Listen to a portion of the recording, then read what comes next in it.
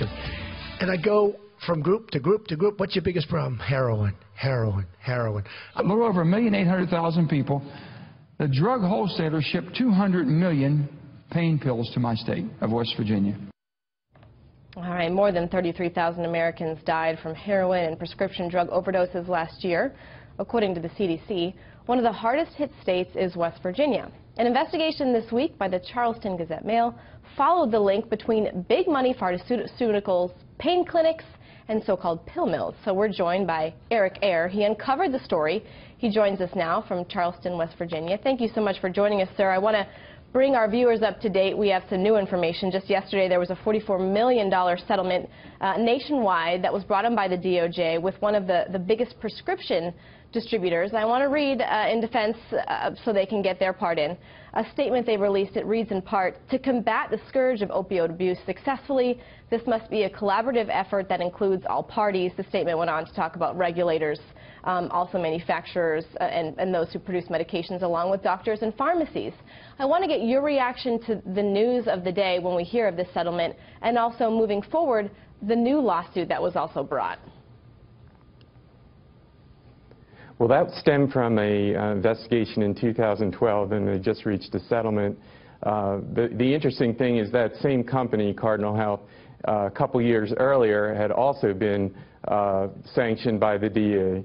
And so this is nothing new, and there's other companies like McKesson Corporation that's paid $150 million. I want you to set the scene for us. $150 million fine.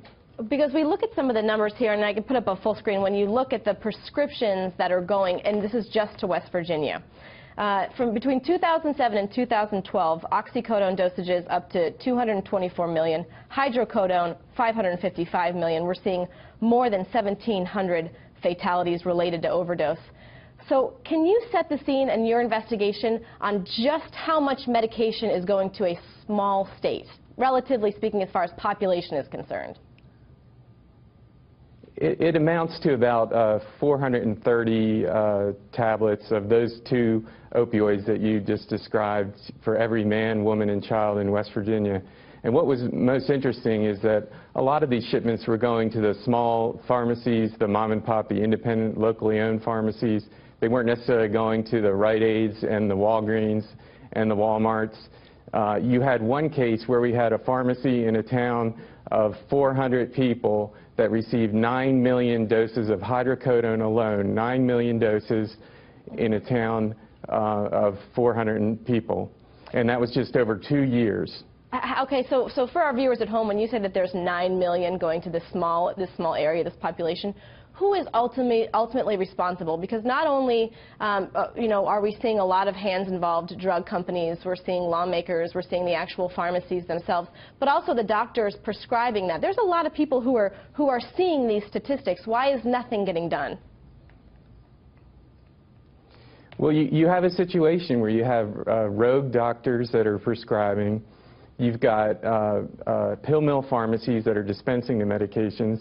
You've got these drug distributors, wholesalers that are shipping the drugs, and you also have the manufacturers.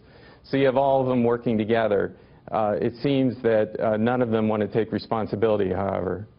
Moving forward, do you feel as if there will be action? Tell me a little bit about the new lawsuit that's just been filed. Yeah, in the poorest county in West Virginia, McDowell County in West Virginia, it's about 28,000 people. It's a drug-ravaged county, very impoverished county, and yesterday they filed suit against the drug wholesalers and a local physician that was prescribing an excessive number of pain pills. So it's finally the counties are trying to strike back or fight back against these forces. All right, Eric, well, we appreciate you joining us. Please stay on the story. As you said, 9 million pills to one county seems absolutely startling, so please stay on it for us. Thank you so much.